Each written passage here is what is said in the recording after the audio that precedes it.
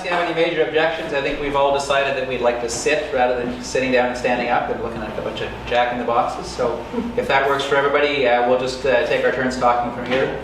So I think the goal tonight was to really dive into a few things, one of them being some of the recent breaches that we've seen, and we're going to start off by talking about that. And I think what we want to do is use that as a baseline, as a place to really look at some of the challenges that we're seeing in not just Canadian companies, certainly, but in companies globally, and then talk about this idea of building a cybersecurity culture within companies and what that really needs to look like and how it needs to work. So Miriam's going to start us off and talk a little bit about the Equifax breach, because that's certainly on everybody's mind, and there's likely people in this room here who are actually going to be affected by it, because we know that there are definitely Canadians that have been impacted by the breach. So Miriam? Sure. So as Dave mentioned, obviously the Equifax hack has been on everyone's mind, and still very much details are trickling out in terms of how it happened, what else, in terms of security gaps or incidents that the organization may have suffered, et cetera, over the past few months. So I'm sure everybody's at least heard about it over the news. But so Equifax suffered a major breach in which, at this point in time, we're talking about the data of 143 million people we've been talking about, including their social security numbers, credit history, credit information, et cetera. Now, still the full impact in terms of whether there were Canadians that were impacted by this as well, still some investigations happening with that, whether some UK residents were impacted by it, etc. Still ongoing. But so far as what statements from Equifax itself, what may have triggered this may have been an exploitation of a vulnerability. There was a known vulnerability for which a patch was available a few months ago, back in March, that they became aware of, but it wasn't patched in, I think, roughly a window of 2 months until it was identified and patched in certain systems in the environment. But this essentially led to access to environments that then led to the exposure of data. Again, information coming that this was not the only hack or only breach over the past few months. There might be another one back in March. But aside from exploitation of vulnerability that was known, they were aware of, for which there was a patch, there were additional details that are coming to light that are very concerning, to say the least. For example, the website that was used for individuals to check information, compromised or not, username and password being admin. The website that was set up to allow for these inquiries was requesting the last 6 digits of an individual's social security number to verify whether they have been affected or not. We can see the issues with that, as well as just some of the redirect patterns that were being used to get the individuals to this website were such a way that initially people were thinking, well, is this a legitimate site? Is it malicious? Some security vendors actually initially tagged it as potentially suspicious. So a lot of issues that would seem to be that is something that we've been talking about for years. We've been talking about network segmentation. We've been beating the patch your assets, critical assets, and identify your data horse to death. This can't come back. Password security, securing devices in terms of configuration, what is exposed on the web. So what's happening that 15, 20 years since we started talking about these foundational security principles, why are we still failing? Especially at organizations that hold so much valuable information of citizens, of critical systems to our societies. Why are we continuing to fail? And I think this opens up the discussion about the culture itself, because it's easy to talk about cybersecurity culture, to talk about, well, it's a matter of user awareness, make sure your end users are not clicking on this phishing email or the other. But as they always say, culture of an organization starts from the top. And I think in terms of driving the direction and strategy for security and making sure that it's infused in every element of what we do, we're not there, and we act surprised every time. I see headlines saying this should be a wake-up call. Really, how many breaches does it take? How many people need to be affected for us to wake up? So we're not awake yet. Or that we call for more regulations, for example, for be it in terms of disclosure or compliance requirement for organizations that hold this data.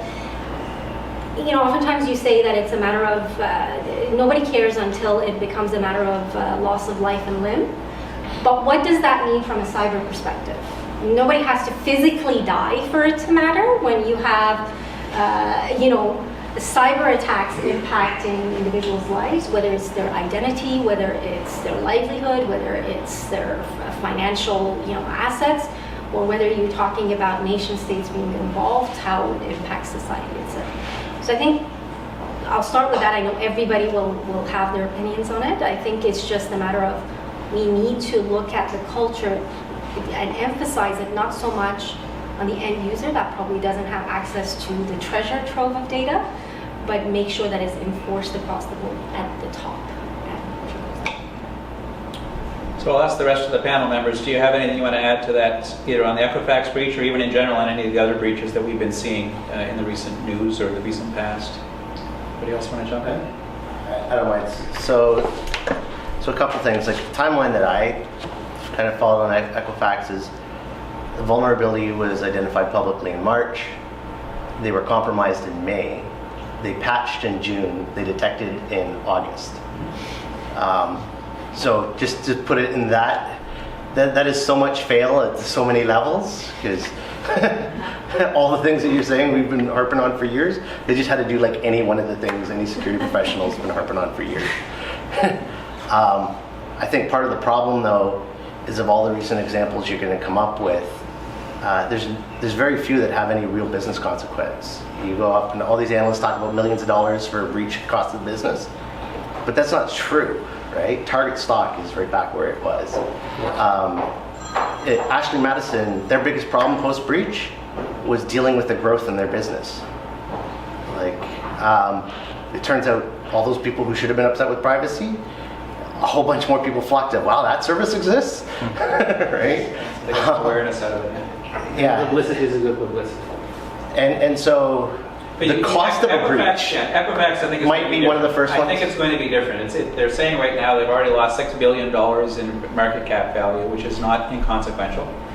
So I think that all by itself is going to be a challenge. The U.S. government, which is one of their bigger customers, representing between 5 and 10% of their revenue, has basically said we're going to cut off all ties with them and we're going to not allow them. So it's not just their revenue; it's the ongoing information. Because if they don't have that, information, that's right. So yeah, so I think there will be. Target did have consequences. Right? It cost Target a lot of money, right? Target likely ended up spending, they figure, between $1 billion and $1.5 billion. So their share value may be back up there, but that money had to come from somewhere. And so it came from their shareholders, it came from their employees, it came from their senior management team. Most of their senior management team was released as well. So definitely there's impacts with these companies. And Yeah, Blue Cross and Anthem, I mean, they paid $115 million. Mm-hmm. So that's consequential, right? So that's Sorry, which one? Blue Cross, Blue Shield, and Anthem. They actually paid for their mistakes. I mean, it's not, is it enough? We don't know. I mean, it's not. It's not enough. The problem is that it's financial impact. Than what they would have spent to do it right the first time. The money is just coming back out of their users. The money at the end of the day is just coming back out of their users. It's going to come back from the government because they're funded by government. So the challenge is, Wyndham's a good example in the States where Wyndham, where they released, or they had a lot of information stolen from their members. And their excuse at the time was basically, well, we were taking reasonable efforts to protect themselves, and reasonable efforts were they had no firewalls, their databases were directly on the internet, directly servers on the internet, the database passwords were blank, but they were taking reasonable efforts to protect information. They lost a bunch of money, and where did the money come back from? People went to the Wyndham casinos and continue to go and gamble. So again, I agree, Bryan, there's less of a consequence. Yeah, it was a good example where they lost a bunch because Verizon went post-hack, we're going to drop your valuation by $4-something billion. Dropped by $2.5 billion. Yeah, from 7 to 4 point. Whatever. Same with Yahoo. That's what Yahoo is another example where there is consequence, real money lost. And so Target's another good one where, again, it's the exact same situation. It goes back to what you're saying, where we obviously aren't learning. Target was a breach where we saw the hackers broke in. So take a step back. they were their PCI auditors came in August and verified that they were PCI certified, so gave them their stamp. In September, the hackers broke in. They installed a POS malware on all of the POS systems in Target. There were millions of alerts being generated. Both their managed service provider as well as Target was being flooded with alerts. They thought it was their software developers putting a new version of software on their POS systems, so they ignored it. The actual malware that they put in place didn't work. So the hackers, being industrious hackers, rewrote it. They fixed the bug in their own software, and then they rolled it all out again, and then magically it worked the second time around, and that continued for over a month, gathering data, 27 days before the FBI came along and said, we think you have a problem. Then they left it in place for 3 more days while they were trying to figure out what they should do before they eventually shut it down and then realized that they had an issue. So companies are not learning. I agree. That's, I think, one of the biggest challenges we have. Anybody want to add any more comments to that, or is that... Great, thanks, Marion. So then I guess the backdrop being the challenges, being the breaches, being the situations that we're seeing in companies over and over and over again, what can we do, or what can we do, especially as small to medium organizations, what can we do to protect ourselves? If a Target spending, they estimated about $300 million a year on information security. So if a company's spending $300 million a year and yet they don't have the ability to protect themselves, what does a small to mid-sized company do? And so I think we want to sort of change the conversation a bit and talk more about that idea of a cybersecurity culture and what that might look like. So we're going to turn to Steve and I guess talk a little bit about that culture, why it's important and what do you need to do in order to establish that? Yeah, so culture, I mean, let's define culture first, right? What's culture? It's a shared set of values. The way I understand it. And from the shared set of values, you get something like, are we all on the same bus, right? And so the driver's there, he understands what we all need and where we're going and how to get there, and so on. So, in my view, what do you think is the weakest link? And I want to engage like everyone here on the panel as well. What do you think is the weakest link? Why? Why Because people? They're trusting, and I think as businesses scale, Right. people care less. And it's not that they want to be careless. Yeah. It's that they don't see the big picture, and they're a small cog in a big wheel. That's right. And they also, sometimes it's because they're unaware. They don't know. We assume as security professionals, IT professionals, we assume they understand. We assume they know that they shouldn't click that link, right? But it's an assumption. It's not how it works. So unless we explain the consequences, there is no culture, no shared culture. They need to understand the real consequences. What's going to happen when I understand what's going to happen when I click that button, right? It's so much easier for me not to click it, right? When it's in front of me, and I see this very saucy, some unbelievable headline on the website. And I'm tempted to do it, but I'm saying, well, you know what? I'm aware that if I click that, my company may be harmed.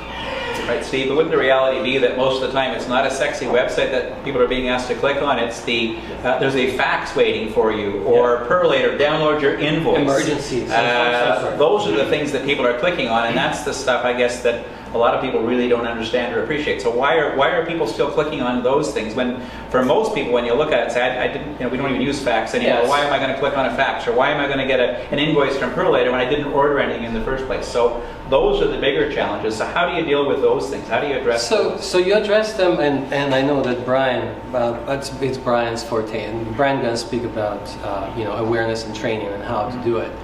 But it's also getting into the mind of, you have an executive that has access to every system in the world or within your organization. You have sysadmin or DevOps people that have really unlimited access to your systems. They can grab any data they want at any time.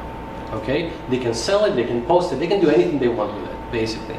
You've given them that authority to do it, right? So you have to synchronize it. You have to synchronize it and say, whatever DevOps is doing, whatever executives are doing, and whatever other employees are doing they have to be on the same page, basically, at all times. They have to understand the consequences, and they have to understand, again, I'm clicking the things that I'm clicking on the Pure Later link or an invoice for that matter, maybe I'm in finance and I'm trying to do my job. And I'm afraid if I don't click it, there's also a consequence. I may get fired or I may not get promoted, right? So people, it's a fear. However, when you tell people, well, look, if it's an invoice and it looks legit, and you click it and it looks a little bit suspicious, even a tiny bit suspicious, why don't you call that person? Why don't you pause for 5 seconds? Okay, don't go further and call that person. But again, they're unaware that option is available. They're not unaware that that's the process they should follow. So again, I know that Bryan will elaborate on it. So building a culture is simple. I've recently worked with for about 7-8 years with a great Canadian startup, and we had, like every startup, we had weekly meetings, and we were talking about cybersecurity as one of the key items. And because we had to be SOC 2 compliant in order to do business. If we weren't SOC 2 compliant, we wouldn't be able to do business with anybody. Okay? So and a lot of people at the beginning, developers and testers and admin, they were asking like, what's so important? Why are you spending so much time on this? We got it, okay? Leave us alone. Kind of like, stop wasting our time, right? In a way. And then the president of the company, young guy, very bright guy, ex-Microsoft guy, knows it a little bit. He said something that turned it all around. And he said, very simple. He said, look, I'll tell you why we need it. And I'll tell you why we're building the cybersecurity culture and trying to involve you and make it fun even for everyone to learn those interesting things, because if we don't do that, we won't be in business and you won't have a job. It's a very simple explanation that everyone understood immediately. Very simple. And then when we said that, well, if you see something, we can't do everything for you, right? We only have 24 hours in a day and, limited number of people and technologies involved in the process. But if you see something and you say it to us, right? You bring it up and you're saying, look, I've noticed something that is not right. That's a first step, right? And that will create a good, solid defense in the long run. Right? So everyone has to be on the same page, everyone has to contribute, and making it fun for everyone also, making sure that they socialize, so executives socialize with other employees as they learn the effectiveness and the essentials of cybersecurity. Excellent. Anybody else want to add anything to that, or any other thoughts on building that cybersecurity culture, things that maybe you've done at organizations or helped other organizations do? Probably I can add a little bit. Sure, please. I think Steve mentioned a lot of things here. So I actually working as a project manager for many years. So one of the key concepts in project management process is stakeholders. So it sounds like simple, right? So anybody care about this, but really most of people don't care about this. So when you have a project meeting there, many of them they attend. They want to get some information, but after the information, there's other people's problem, not my problem, right? So, but true stakeholder, really they have stake there. So in this case, when we talk about culture, right? So it's not boss care about this. It's everybody need to be a stakeholder, just like you illustrate very well. So if this company go down, everybody lose the job. So that's a stakeholder. But in many cases, especially for some organizations have multiple layers, they may not have that awareness, per se, and they were driven by their self needs, right? So what's pressing on my today's job? What I need to get my job done. This job probably most of the time I will more lean to convenience, faster, quickly, cheaper, rather than something slow down me. And then, unfortunately, a lot of times security slow down you. So it's a kind of it's like on this side, extreme side is you have extreme convenience. On the other side, you have extreme security. For culture, if we try to find the best culture, you have to find a balance point in this bar, find the right position, then build around that. Each company has different position. For bank, maybe more toward to the security. For small company or startup, maybe toward the convenience. But you need to build the culture there and live with that risk. That's a risk tolerance. If you more lean to the convenience, there's more risk. So that's kind of culture you need to be aware of. Anybody else have anything to add? Yeah, I was about to violently oppose with you when you said building it's easy, and then you finished in exactly the right place, because as you said, relate it back to the core business values. Is because unless you're a security company, which it sounds like they probably would be if SOC 2 is important, you might be an insurance broker, you might be a recruiting agency, right? Like whatever your core business is, you probably have built a set of core company values around that thing. And security culture really only comes when you can relate it to those. That's right. And so I really like I like how you finish that exactly the right place, because actually I just came from a world where we brought 7 companies together over the span of 2 years, and coming together on shared cultural values long before you worry about security isn't the easiest task. So that was exactly the right way to go. What also I wanted to add quickly, just 20 seconds, is that you can time it. What do you do when people try to be productive, right? You can stop them from being productive, right? You can police it to death and stop them from being productive, or you can be the enabler, right? So that's part of the culture. So cybersecurity culture is to enable business to do business. We're not there to stop business from doing business by policing them to death. And people are smart, right? And a lot of leaders don't realize that. People are so smart that if you start policing them to death, they will find a way to bypass IT, okay? Trust me on this. I've been in this for over 30 years, right? And people will find creative ways to bypass IT, and then your data will be even at the much more significant risk. Okay, so that's an important part of culture. Just to wrap this one up, and just talk quickly about one of the points that Bryan made, which is interesting, talking about that slider between security and availability, capability, being able to do your job. And so in the security world, we talk about something called method of least privilege access. And so the idea is that you can't do anything. The implicit thing is that nothing works until you explicitly get allowed to do it. So I can figure out each person's job role, and I can only allow them to do those things with their computer. And in a perfect world, from a security point, that's how we would set all the systems up, because it's so much easier to manage, because then I can manage the things that I know, and everything else I just don't allow them to happen. What we do instead in corporate business in almost all cases is we use the method of give everybody access to everything, and then as security people it's up to us to try to figure out what they're not supposed to do and how to stop them from doing it, and then try to come up, as Steve said, that people will always come up with new ways of doing it. Well, it goes back to, we talk about the hackers. The hackers only have to get through once. We have to stop them every time. This is the exact same thing.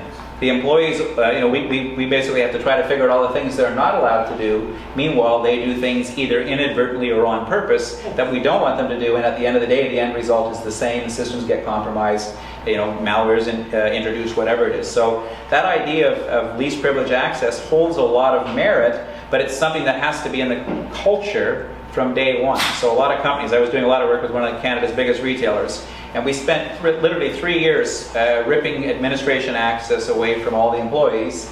And then a new CIO came in and he said, oh no, I don't want to have IT spend time doing that. What's the first thing he did? Gave administrative rights back to all the employees. So, the thing goes around, it comes, it goes in waves and comes and goes. But it's how you manage that. And again, it does really go back to that culture. It's key to whatever type of a business. And it doesn't mean that a method of least privilege access doesn't mean it's a bad company. You'd never want to work for that company. If that's the culture from day one and that's how they do things, then that's what that business knows and understands and embraces. But trying to introduce something like that when the company's already there, it's almost impossible to do. So. Just one more point. Please, while we're on the topic of culture, and I don't know to what extent we're going to come back to it, I think it's important to realize that from a certain perspective, it makes sense to profile an organization to understand where they might be at, and not profile them in a negative way, but I've worked with government agencies, and there's a certain culture there, right? So if you ask them to go and take security awareness seminar, there's going to be a grievance first, and there's going to be there's going to be a union rep involved, they're going to say, well, wait a minute, are you going to have me do another job here? Because if it's another job, that's a different pay scale, right? And this is multiplied by whatever number of people you want to take this thing, right? So we're talking about different kinds of organizations here. We're talking about, so some of our clients are Japanese companies, right? So we're trying to get by with policy awareness, simple stuff like, I don't know, don't use your phone for personal matters, even during the day, let's say. But then we figure out that they have an issue with some more basic issues, more basic notions, such as visitor management. So visitor management, you're supposed to challenge people that you don't recognize walking through the office. But there's an issue with making eye contact, perhaps, in some of these organizations, and that's something that if you're not aware of it and you don't, if you can't anticipate it, you will be shocked by the diversity of the types of organizations that you're going to come across. And some of the simplest things, like, right? You're thinking IT policies, but things as simple as visitor management, where you come across people and they say, no, I would have to look them in the eye before I can challenge them, and that's a no-no. It goes back to this gentleman's comment about people are trusting, right? At the end of the day, if you look like you belong there, walks like a duck, talks like a duck, must be a duck, right? So if you look like you belong there, I don't know about you folks, I've done a lot of social engineering over the years. I've certainly walked around many offices unescorted. I've got Bell Canada badges, I've got vests, I've done all kinds of interesting stuff. And when you look like you belong there, when it looks like it's part of it, that's how a lot of the social engineering takes place. And so it's a confidence game. It really is. It's people just, you present it in a confident way. And it is one of the challenges, especially with, as you say, the visitor stuff. People are, you see a lot more finally, people are getting visitors badges and they're identifying people. Unfortunately, they don't always spell your name right, but they try. But you get the different people coming in different ways. And so the goal there is to make sure that we know who's there and where they are. And there's lots of different reasons for that. But again, there's lots of ways to game that system as well. So it's a very valid observation. Well, the observation here is that it's not about security or about privacy, which are often bandied about. It's about what the effect is. So if in fact it's a confidence game, that confidence is used to arrive at some goal, and that goal is what? To defraud someone. There's a financial game here, right? So the end game is financial. It's no longer the 90s where people used to show off and say, you know what, I'm going to put in this little piece of software there that will shave off a fraction of a penny, and I'm going to enjoy slicing off this penny, and over 1 million transactions, it's going to deposit 100 grand into my account, and then I'm going to tell all my friends, and I'm going to be super cool, and I'll give it back, or something like that, right? It's no longer about how cool it is. It's about how covert it is.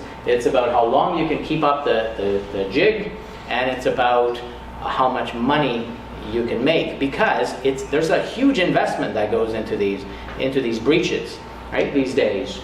These are not some kid in a basement that's doing these things. It's a 400-pound man in his parents' basement. It's a 400-pound man in his parents' basement. Trump actually told us it's good. So Bryan Bourne, so we know what Bryan we're talking to. Maybe we can talk a little bit about, we got our culture in place. So Steve did a great job. He came in and he helped us to get that corporate culture in place, and Bryan's put our awareness in place. And so, what do we need to do to measure this? What do we need to maintain this? What are some of the challenges around that? What are the things we need to be looking at? So I guess this is the least fun thing, is putting metrics around the effectiveness of your security.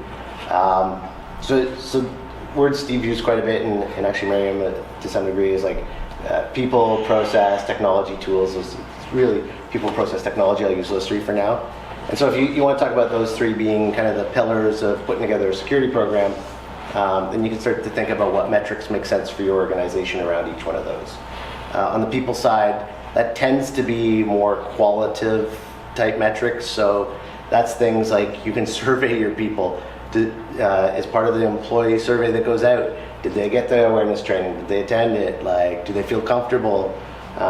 You can even put some questions in there around, do they know what they can do with their phone, or security policy type questions. So that's the qualitative stuff where you can get things back.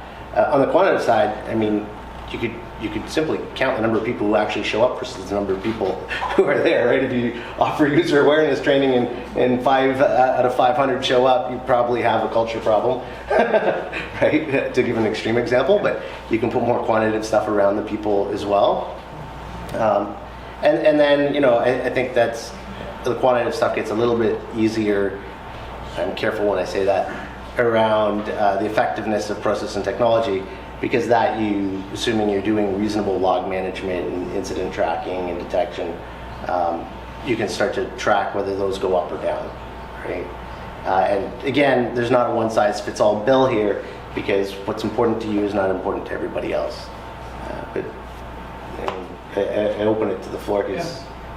Other thoughts? Erin? Yeah, I think in terms of, so I'll speak a little bit about the point of maintaining it.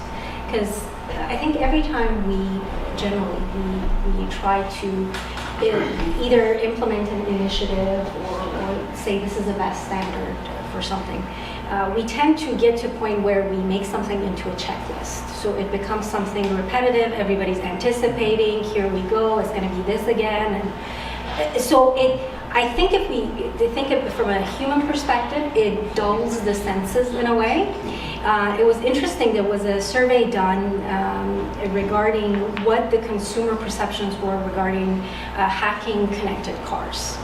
And they measured it a year apart. And they looked at, okay, first after that case of hacking the Jeep and what happened when it was in the news. So the perception is, yes, by all means, there needs to be investment from car manufacturers, etc. Yes, I'll pay more for it.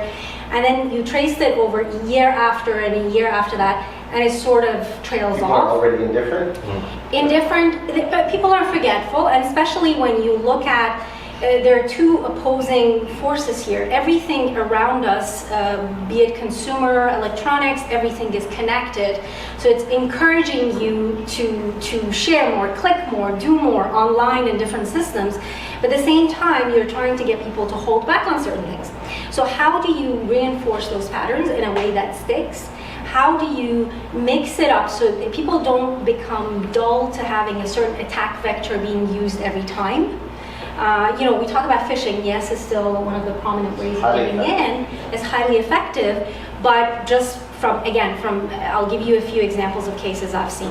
We started seeing more of it being done, especially for spear phishing purposes. They were going after certain people and profiling them and calling them. I've been called more than once, you know, pretending to be Microsoft, actually one time, or whomever, and trying to get me to open an attachment or look at X.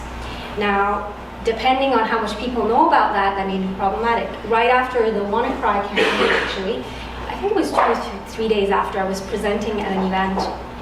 And if you guys recall, there was a case of people, they were calling in and telling individuals, we've found this trace of it on your laptop. Can you get on a WebEx with me, give me access so I can help you through it? And it was interesting, before I could even finish, somebody in the audience said, can they do X? So that's someone who's already thinking that it's a phishing email with a link is not the only way to do it. And sometimes you have to do it in a way that doesn't go too far on the other end of it. So I've seen cases where individuals, out of an abundance of caution, actually more than once I've seen this case, they would submit confidential documents of their organization to open source tools to see whether it was infected. Now, this has all of company information from their business accounts and dealings and etc. So I think communicating a message the right way, at the right frequency, and then having the appropriate enforcement mechanisms behind it, so that it's not just a matter of training, but you have to have your skin in the game, to the point that Bryan made earlier. Otherwise, you don't care. You look at it as something else I have to check off. Sure. Just speaking of the submitting your things, have people seen what happened with Translatecom? Have you seen the news about that? So Translatecom is a website that this is actually a gentleman who's literally a domain squatter. All he does is he owns hundreds of domains, but that's one he owns. And he's got some software on there that uses Microsoft's free translation tools. And basically anybody can go there and upload their information and it'll translate into whatever language you want. But all of the data that's there has actually been indexed by Google.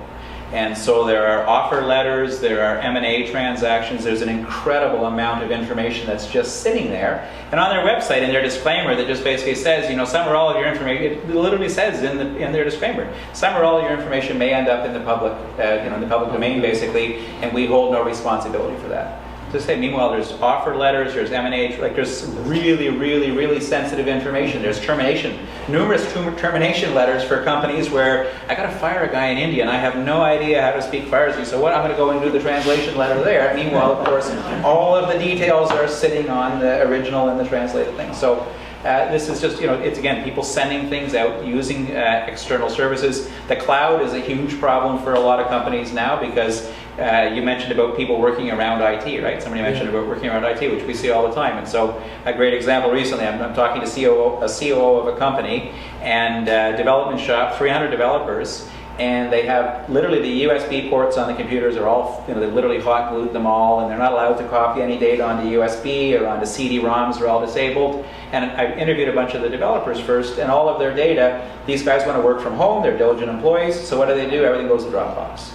So all customer data is sitting in Dropbox for 300 all over the place. And when I talked to the COO, and I'm saying to him, well, what happens with things like Dropbox? I didn't say, and he said, oh, we're not allowed to use it. We have a policy. So that policy's really That's a good. So two quick things, very quick. Sure. Many IT people here. How many IT people are here? You know what Ccleaner is? Ccleaner? Yeah. Software? Everybody knows what that is? Yeah. Okay, so recently, it's been, their servers on Amazon were hacked. The real downloadable yanked out, replaced with malware downloadable. So people now, IT people, just go download a file from a legitimate source, install it on other people's computers, open a backdoor. Nice and easy, right? Yeah. Simple. So how do you fight that? It's legitimate. There's nothing here that's been over-engineered. Okay, it's just clever. It's just clever and simple. It's taking advantage of people again. It's using people and people looking for simple, easy solutions. And IT saying, well, what's free? Well, let's find something. I need something free to clean this. I don't want to pay for it. I mean, they're not paying me. The customer doesn't pay me enough. No, but the argument is that Ccleaner Pro was infected as well. So even if you paid for it, you still get a backdoor into your system. So as long as pay the free doesn't matter. Yeah, so if you guys go back home and you look for Ccleaner on your system, look for version 5.33. If you got version 5.33, you need to do a rollback. Very fast. And not just uninstall the program. I mean, go back into the history of the computer and roll back to a previous time. Now, regarding the Translatecom point, that may be abuse, but I wouldn't say that's necessarily a breach because that's the man's business. That's his business model.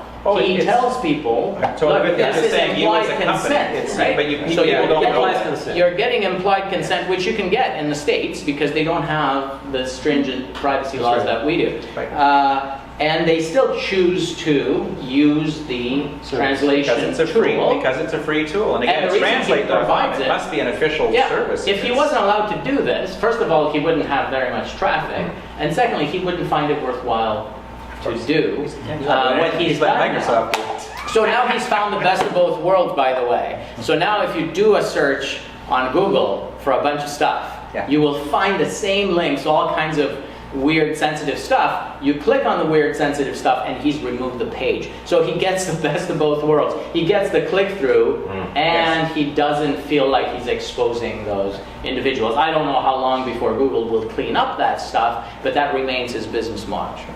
So Claudia, it's good segue. So we're talking about small business, medium-sized businesses, some of the challenges they're obviously seeing, the Ccleaners and things like that. So what can small businesses do to help better protect themselves? Well, I think small businesses have come a long way. So for employees of small businesses, this is the best time to join a small business. It used to be that you would walk into a small business and they had zero security. Right in the mid-90s, you would walk in there and there literally was nothing. It was just a fluid continuity from your desktop right out into the internet, which was much smaller at the time. But still, you walked into one of those businesses and you would recognize the same thing we have today, which is a false sense of security.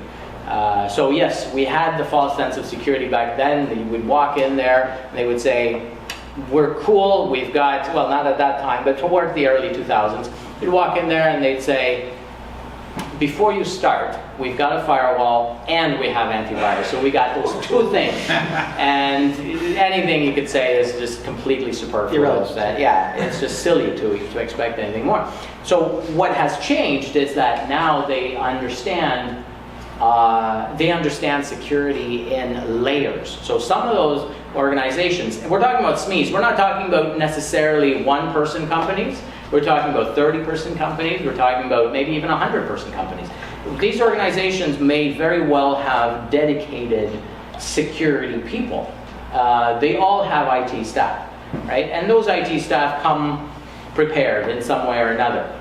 What has not changed, even though they understand security layers and defense in depth, is the fact that they all have a strong confidence in their security capabilities. And one of the things that I try to get across to organizations is that security and IT are almost opposite.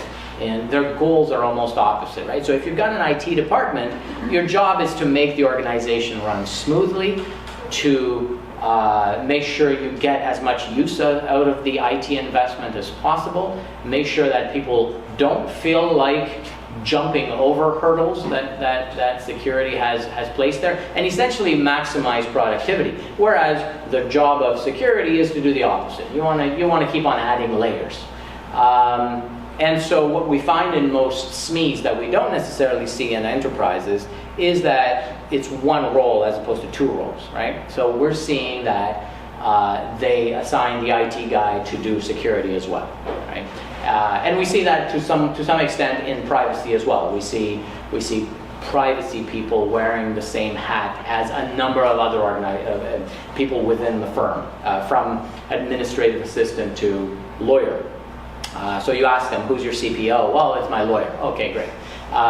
Who's your CISO? Well, it's the CEO. Okay. Or it could be the guy that's running around from desktop to desktop trying to update the Ccleaner, or roll back the Ccleaner. And then that makes sense because he's the one who installed it in the first place. So that totally makes sense. Make him responsible for it. But in most cases, these are two different disciplines, and we have to recognize that, right? One thing that I really like about SMEs today is that they've managed to figure out a way, without using open source technologies, to use free tools, to recognize the fact that they can use Microsoft's MBSA, for example, to complement their security protection, right? So they'll run MBSA, they'll launch it, they'll get some information out of it, they'll see easy stuff right off the top. They'll use Microsoft eMet if they've still got Windows 7. And that's a cool way to lock things down at the desktop level. Yeah, they have the antivirus.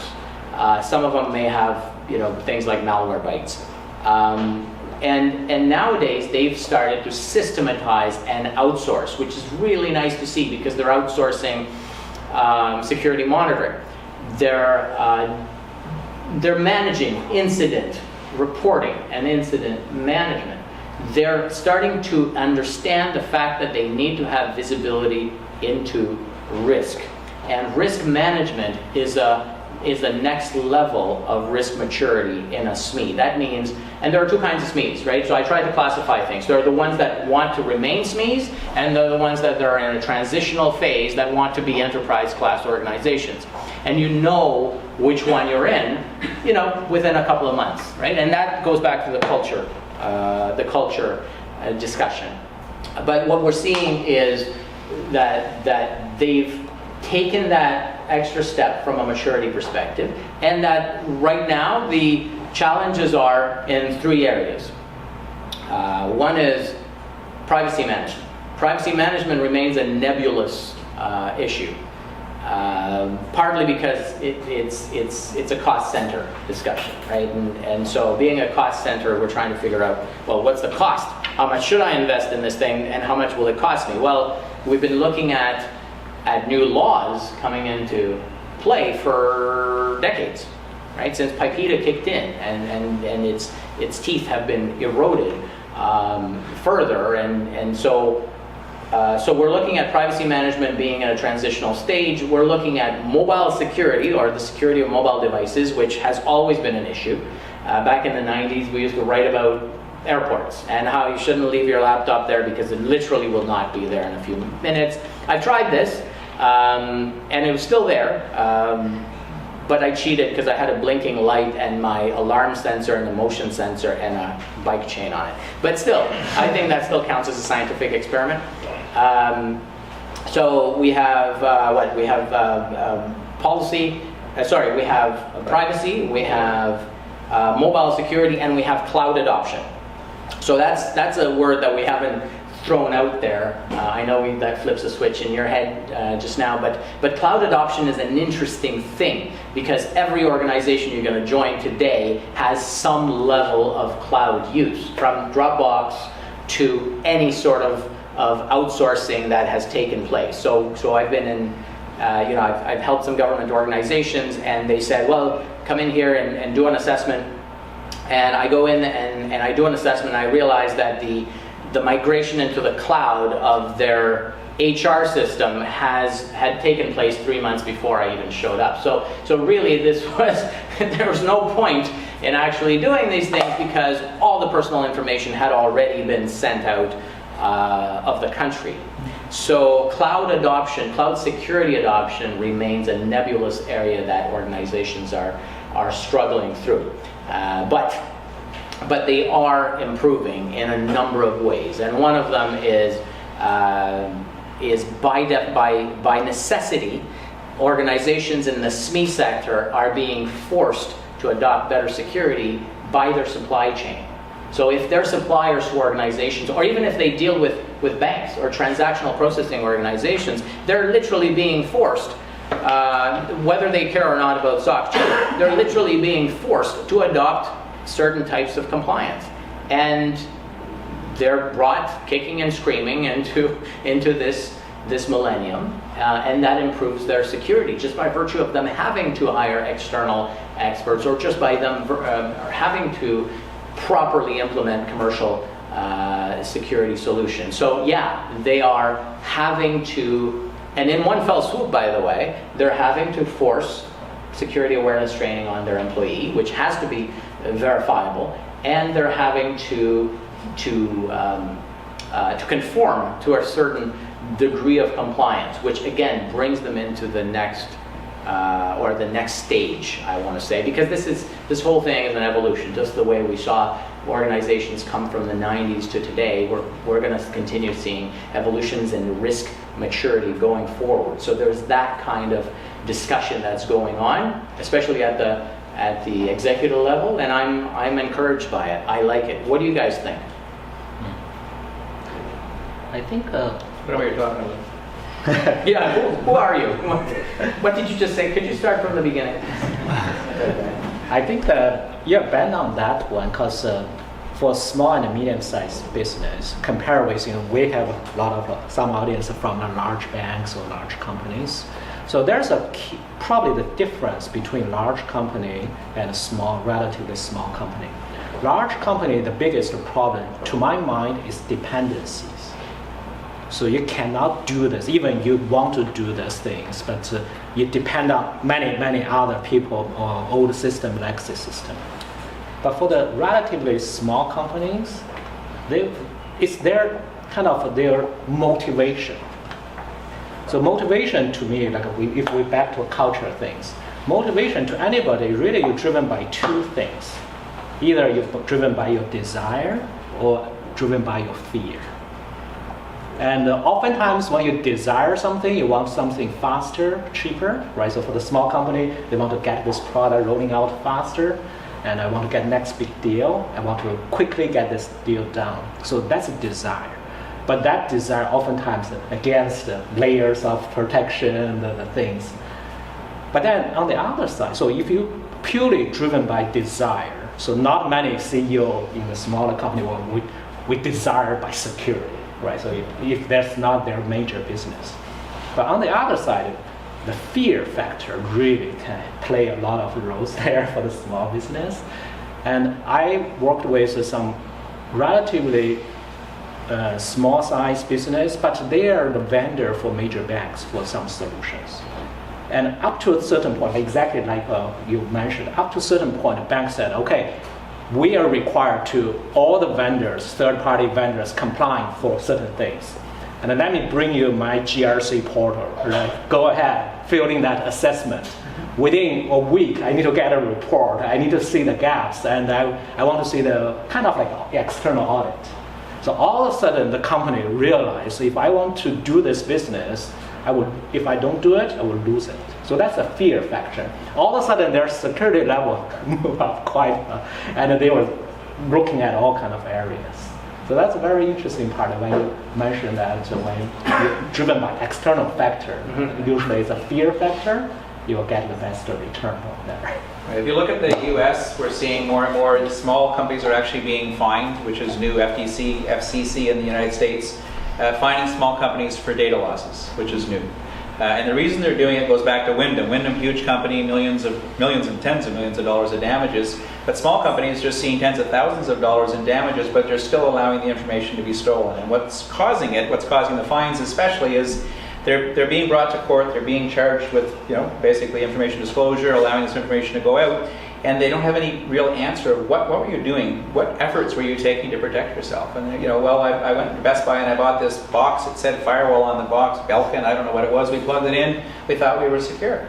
And this is the reality of it. And the other thing we're seeing is, and it's certainly a good example for me was a small law firm that I work with, where a family law firm, and they're the first thing the guy's saying, we don't really have anything to protect. Nobody wants to break in here. What information do we have? And I said, think about identity theft. What's the first thing you ask for in family law? In a divorce case, you asked for all of the financial information of both parties.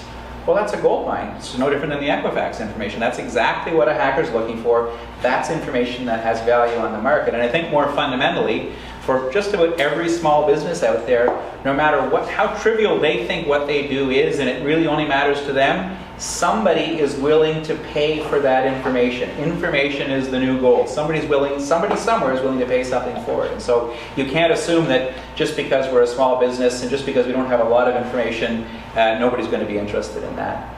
So Bryan, maybe we can segue over quickly and talk a little bit about the attacker side of things. So we've got these small businesses, the attacking side of things, and we're seeing them get attacked more and more. So what can those guys be doing? What's the challenge they're facing? What do we want them to be looking at doing?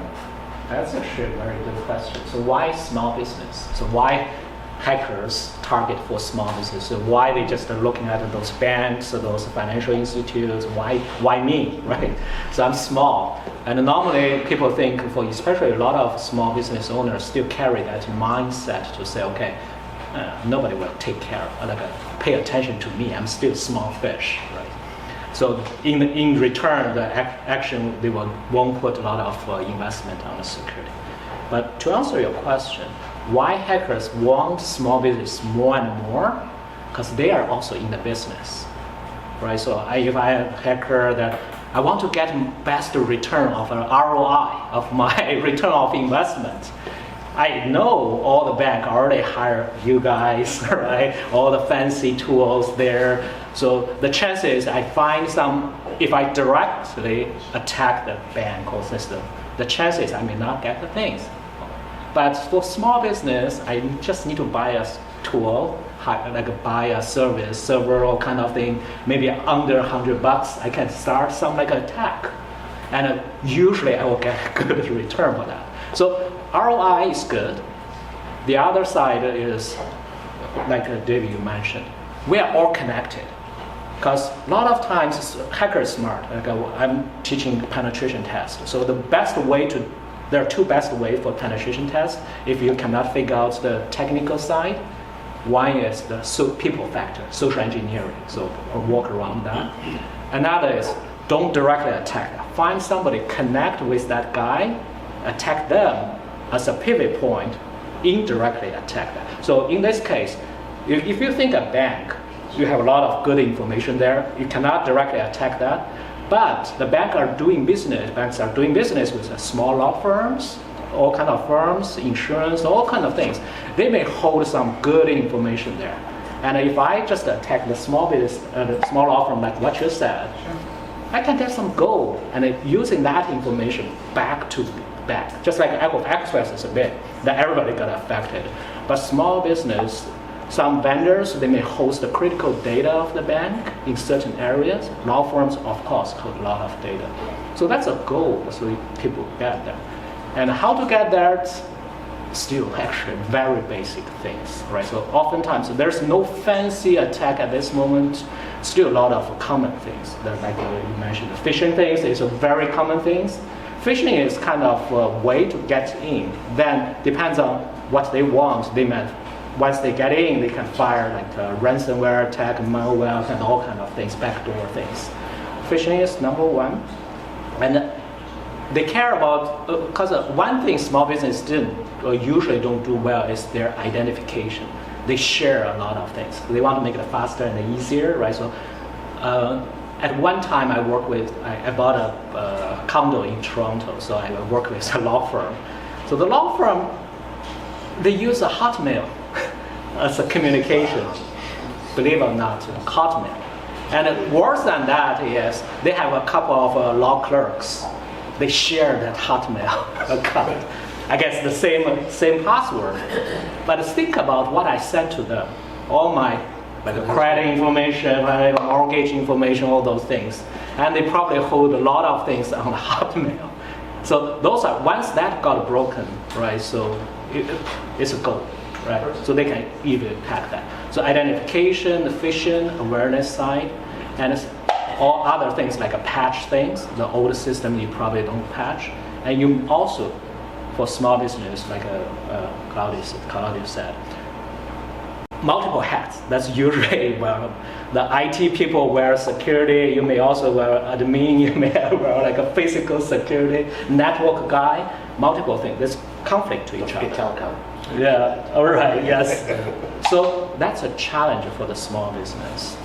So if I answer your question, those are the kind of attacking surface. Okay.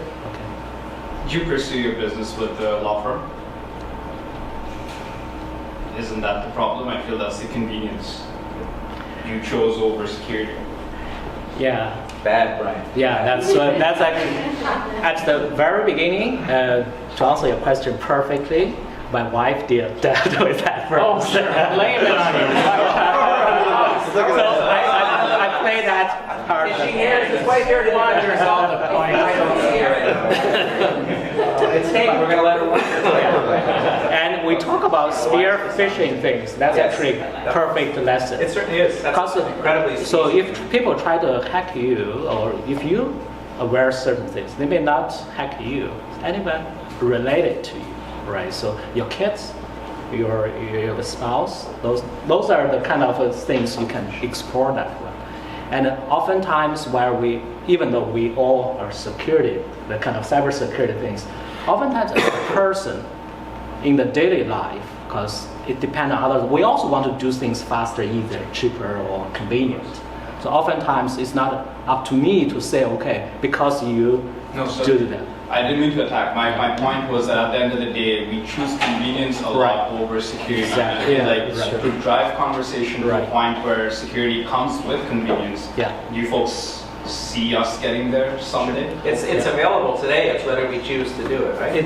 Yeah. Security is available in almost all of those cases. Right? So There's no reason to do that this. situation. How would you deal with that? I deal with it all the time. Say no, I'm not going to send the information that way. So it needs to come in a different format. I mean, you go through that all the time. Companies, especially still nowadays, you get these things. Oh, just fill out this form and send me the credit card information. Just write it on this form and we don't use fax anymore. No, we want you to email. Well, just say no. We don't do that anymore. But I think the bigger risk comes from, and I think that the Equifax is a perfect example. People going, I've never dealt with Equifax.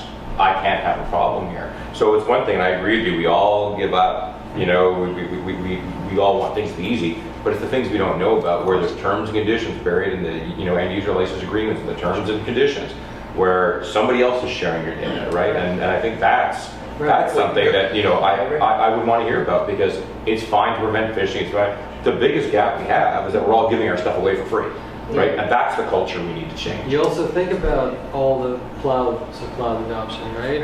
We use a lot of cloud services. We all use cloud services. And it's easy, it's convenient, it's fast, it's reliable. And we never think about the software companies that build that. And so when it comes to product, is, they build the product first, then they apply security principles later, and that's a problem. They should do the opposite, right? When they build the software, they must incorporate all the best security practices from the get-go, right? And you don't then, have budget for that, right? You're a startup. You have $5 to come up with an MVP. But that's not necessarily true. Again, if your life depends on it, if your survival of your company and well-being of your employees depends on it, you will do it. And if it does not, then you won't, right? But then it's a choice. It's more of a choice as opposed to a method, right? But it's why we find ourselves in the situation so much. Like it gets prioritized down. And and small businesses. I mean, Bryan touched on that. I mean, it's too easy. They're easy to take advantage of.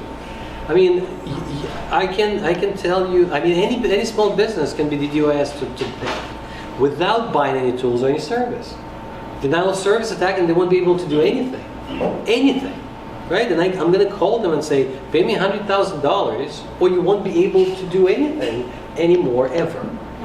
And they will. So it's a very easy target, right? It becomes an easy target because of the culture isn't there, because the tools aren't there, because the awareness isn't there. And so to sum it all up, the consequences are there. The consequences are there. They have a conflict of interest by having their IT guy doing security, thinking that their IT guy is qualified to do security work, right? So it's nothing against IT guys. The IT guys are brilliant at what they do, but they're not security trained. And developers are the same thing. And it's a conflict of interest to audit yourself. So I screwed up. I'm going to clean it. It doesn't work like that, right? Because it's biased. Do you want someone else to uninstall your Ccleaner? Yes, absolutely. Okay. You do it yourself. I think we're going to open it up for questions from the audience. We're about an hour in, so maybe there's any questions that anybody wants the panel to talk about or anything you want us to discuss. If anyone's still using Hotmail after what Bryan said, feel free to volunteer that information. Yeah, you can share your password with us. Yeah, see, we're never going to get that information out of them now. Any questions? Anybody have anything else they'd like to add? It's a little off topic, and I just sort of made the point about it, but I mean, we have a culture of giving stuff away for free, right? Your personal data is worth about 38 cents, right? And they sell it for millions of dollars. The culture we need to change is of people, right? And we need to identify things like Uber's tracking you for 5 minutes after you get out of the cab, which I think they stopped doing now, and that your bank is handing over your data to Equifax. Isn't that the problem we need to be helping to resolve? Is I shouldn't be able to get hacked if I've never. Well, that jumps into a privacy conversation more than a security one. Yeah, no, fair enough. I mean, it's Fair enough. My question as well on that. Yeah. Actually, my thought was around how these phishing attempts have lower impacts and they don't actually hit up the stock markets as much as, per se, the Equifax hack has had an impact. So how do we actually leverage these small little hacks that breach maybe one person's information over a large breach that impacts a larger mass at the end of the day? Like, how do we wrap the whole culture conversation with privacy but address pretty much big breaches and these minimal hacks that impacts just one or two people? But it's not, I feel like it's not only culture. So there's the human need for that instant, just give me something and share the information. But at the same time, they're very much, one thing that we have to be mindful of is the market dynamics. So if the direction is towards everything connected, apps, different services that connect information together, so it's more contextualized and personalized, etc.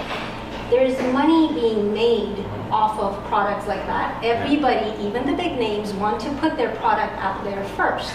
So unless something happens to change the enforcement at that level, so that you have to be concerned, and that's a very difficult battle to try to win. I think, it's interesting, when I worked on my PhD dissertation 10 years ago, I wanted to build something that gave the end user the ability to control some of that data. But it was funny, I said, I know this will never get legs, because the point that the big vendors are going to try to mine more data, because this is how I'm going to give you more personalized service, until that is the winning conversation. how do you enforce it at the top? It's not that what we individually change.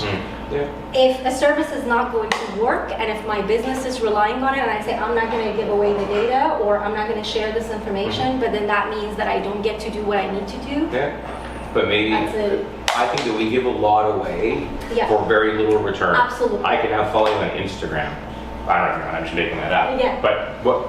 Why? Right? Like That's right. I don't know. I don't know any of you. I can follow all of you on Twitter. I can figure out where you are, where you're on holiday. I can put together an entire profile around you. Yeah. And we're all willing to give that away, right? But that to me is the big problem. If you don't have all this data out there, Well, the easiest way to have- secure something is to not have it. Exactly. That's my point. And I, you know, I'll take you up on that. Mhm. Try to figure me out. I have massive, no, I have No, no. massive presence. Yeah. Try it. Yeah. Okay. I have nothing, zero personal information Yeah. on social media, only professional. Yeah. I don't say where I move, I don't say where I go. Mhm. You know, so it's a choice. Yeah. And I was always like that, Yeah. right? Not because I'm in that profession, but just I don't like Yeah. people knowing more than they're supposed to. Yeah. So And it's I a support choice. that. It's a Yeah. choice we make. Why put the information out there if you know But you just have to it will slip be used up once against and you? throw up a geotag photo. That's right. That- I get it. I'm just saying. It's No, but it's not. Yeah. Speaking professionally, I'm going to be in San Francisco this week speaking at a conference. I'm leaving tomorrow morning to go to San Jose. I mean, so Yeah. that's stuff people find out. Out there. I'm promoting it because I want people to know that I'm going to be there You want to because promote that's, it, yeah. that's my brand. So even if I just stick to professional, people can still track where you are and what you're doing. So again, it is a choice. The information that we share certainly is a choice, and how we protect that. There's lots of talk about, you know, we've gone to tokenizing of things like credit cards, so that's provides some modicum of security. It's reintroduced some of that. Don't be surprised if we start to see our information becoming little tokenized packets, and that's what gets shared back and forth. And so even if your data gets breached, there's a bunch of tokens out there, then it's not necessarily the same thing. So there's a lot of work happening around that. The blockchain is something there's a lot of talk about, using blockchain to actually allow you, once again, to gain back some of the control that you're talking about we've lost, Yeah. using the blockchain, using the centralized authorities to see where your information is flowing, even if you're allowing it to go. Now you can actually see exactly where it is. So you may not be able to control it, but at least you know who has it and who's had access to it. So there's going to be a lot of more work on that, and a lot more challenges on it over the next couple of years. I think you made a point early on about, or sorry, Steve, maybe you sort of look the same. You're a small company and you've got conflicting interests, and I don't care if you're a small company or a big company, you've got conflicting interests. Like we go back to Equifax, and I'm sure there was some guy who was in charge of struts who was responsible for doing patches. I need to bring the service down. I need to bring the service down because I need to apply these patches, and they went, right? It might or might not, right? Yeah. And how do you, right? Because, you know, we hear about DevOps, we hear about DevSecOps, and we hear about BizDevOps, and we hear about pulling everything forward and holistically approaching this. But you're always going to come up against, you know, what am I going to do? I can either spend $100,000 doing a security upgrade, or I can do $100,000 and get this new feature out, get 100,000 new users, which generates $200,000 in cash, and I'll do your security upgrade afterwards. How do you guys go in and influence those people in the C-suite or the business owners? It's a risk ROI versus a dollar It's a risk ROI. ROI, It yeah. absolutely is. It's the risk conversation to understand. Yes, you can make more money, but what happens on the other what side is we now happens- $6 billion in market cap gone in less than a week. In less than a week. I mean, Like, that's is staggering, that right? So- you can sacrifice that? Yeah. If you're saying the answer is yes, I'll leave you alone. Yeah. I won't be talking to you. So that's I know there were a few other hands that were up. Yes, sure. How to deal with ransomware and like such as WannaCry.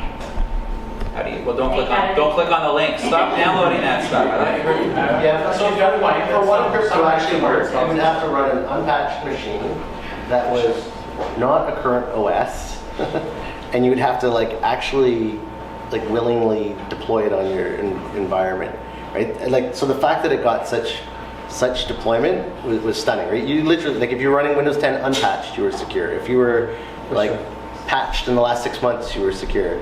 If you didn't click that like erroneous attachment, you were secure. So the kind of the joke was like the hospitals that got widely deployed, that it was the only time their data was ever encrypted, right? You have to be doing security pretty badly.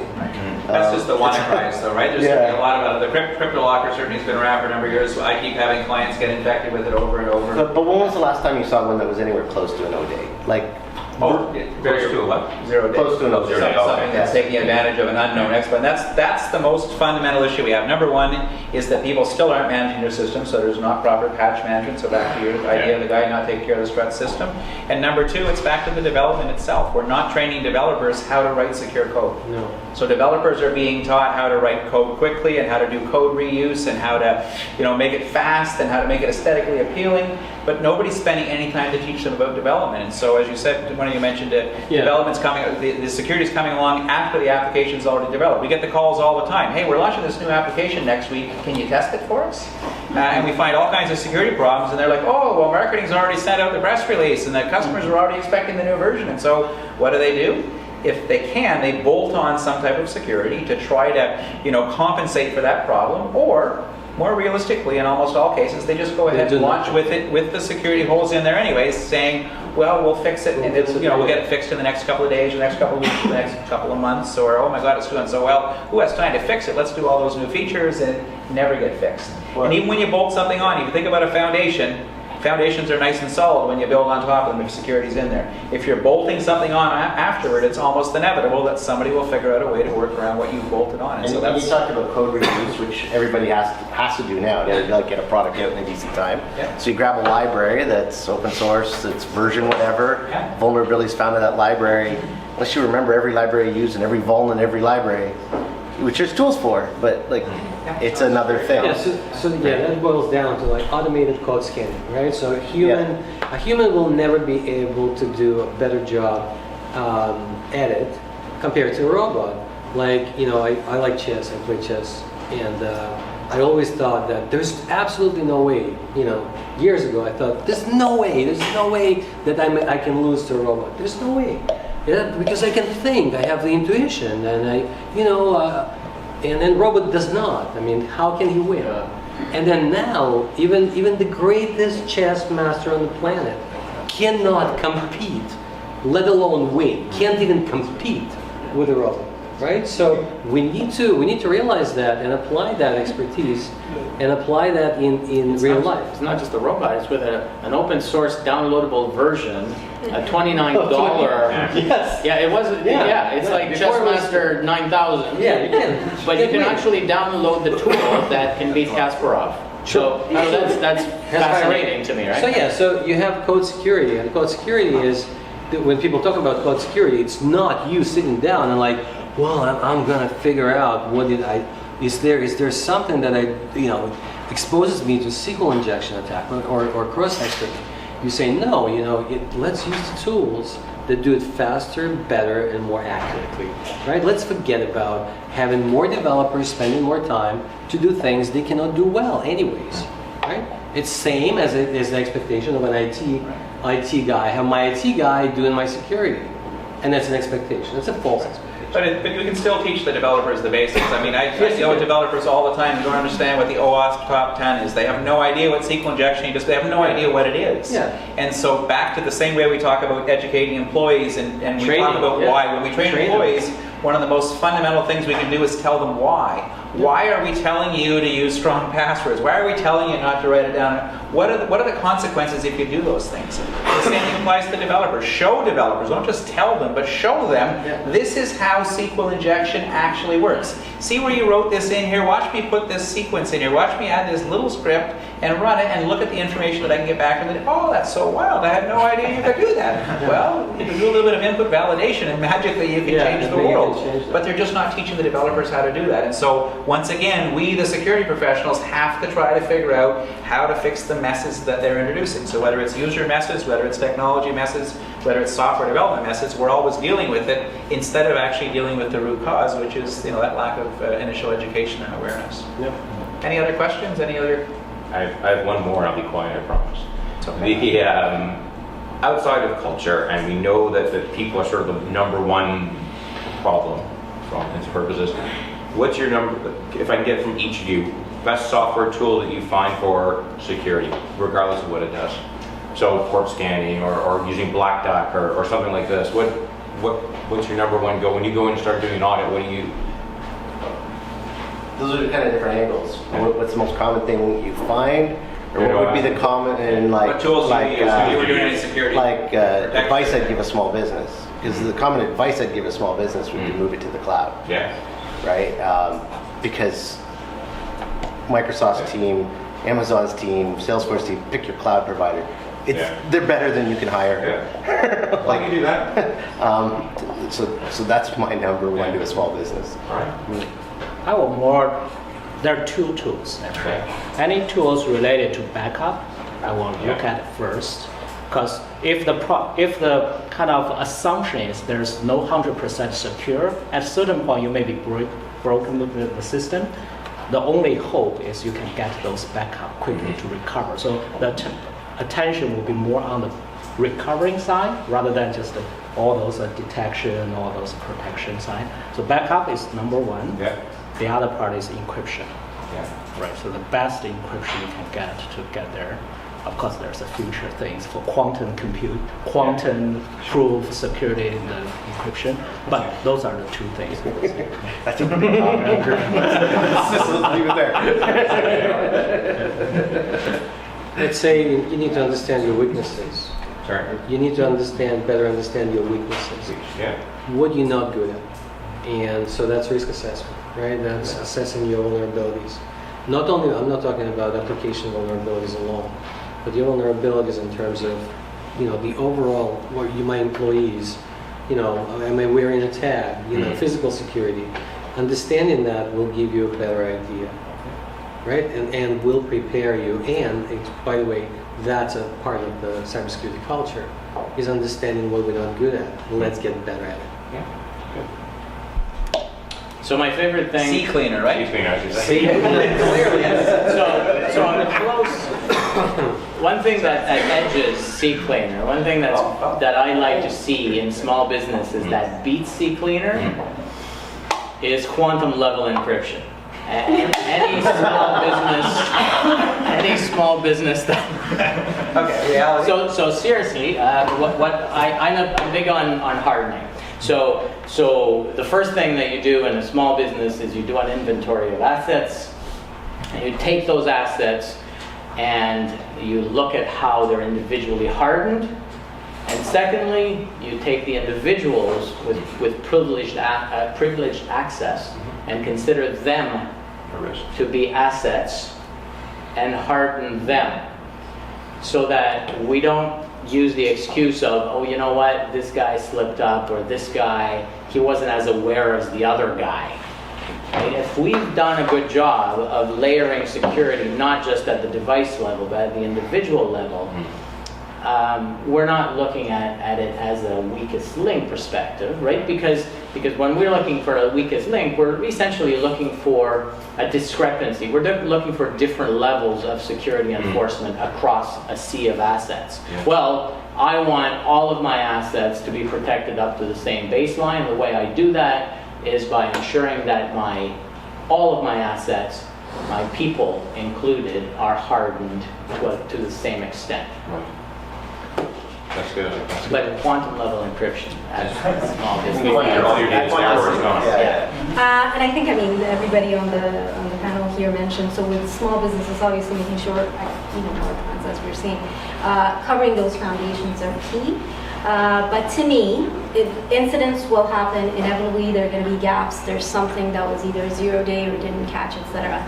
I would also say investment in more advanced ways of detection for the unknowns.